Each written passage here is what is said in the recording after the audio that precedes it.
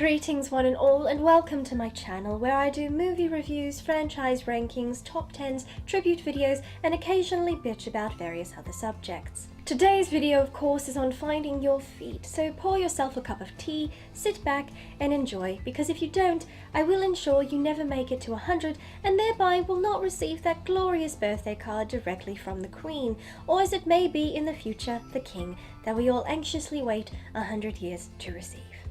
Finding Your Feet is a 2017 romantic comedy film directed by Richard Loncraine and written by Nick Moorcroft and Meg Leonard. On the eve of retirement, a middle-class, judgmental snob discovers her husband has been having an affair with her best friend and is forced into exile with her bohemian sister who lives on an impoverished inner-city estate. I absolutely, positively adored this movie. I usually know I'm in for a lighthearted good time when I see any of these particular actors listed in the cast. For me, this particular generation of actors is the best generation of actors to come out of the UK. While admittedly I haven't seen every film every single one of them has appeared in, it is safe to say I have seen a great deal and I'm usually not left disappointed, and Finding Your Feet was no exception. I love how fun and light this was. I was honest to goodness smiling from ear to ear through the entire movie. The only times I wasn't smiling is when I was crying. Sometimes I was crying because I was so happy, but mostly I was crying because there are indeed some sad moments in the movie, but I don't think this movie would have been what it was without them. Having these sad moments not only gave more depth to our characters and far more heart and emotion to this movie, but it also allowed all the other nice moments in the movie to be all that more delightful by comparison.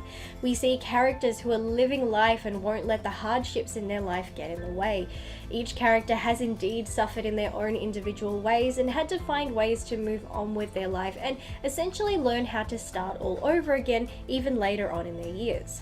I love the message this movie sends, that you're never too old to start living or experiencing life, that it's never too late to do the things you never got the chance to.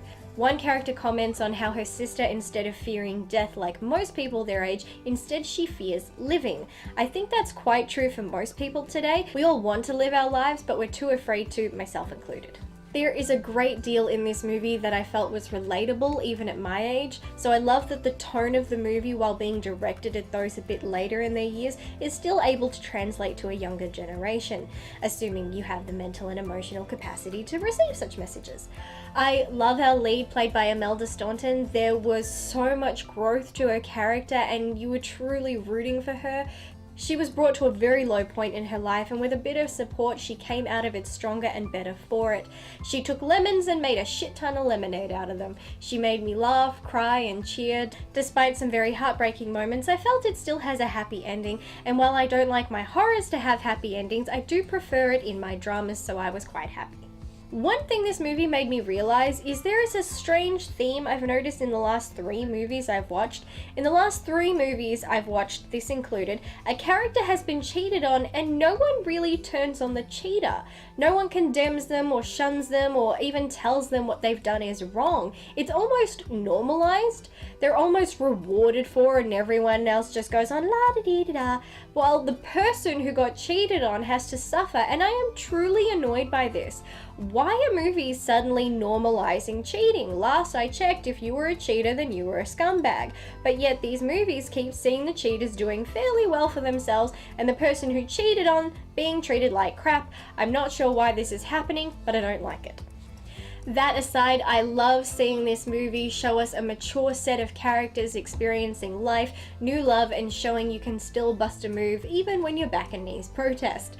I definitely think the actors did a great job with all the dance numbers. They were an absolute treat to watch. I would also like to give a round of applause to Timothy Spall on his incredible weight loss. For as long as I can remember, he has had some weight to him in all the films I've seen. I never had a problem with it. It was just how he was and what I was used to seeing.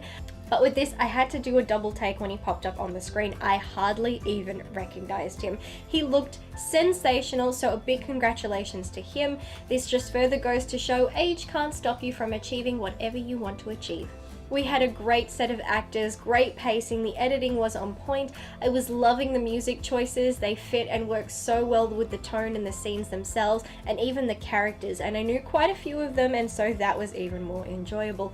I honestly don't have any negatives about this movie. I loved it from start to finish, and I have already recommended it to my mother along with a box of tissues. After watching Truth or Dare the other night, watching this was an absolute delight, reminding me good movies do exist. I love when I come across a film that is light and fun, that I can just settle into and enjoy and not have to overthink things. It's rare when that happens, but it is truly wonderful when it does.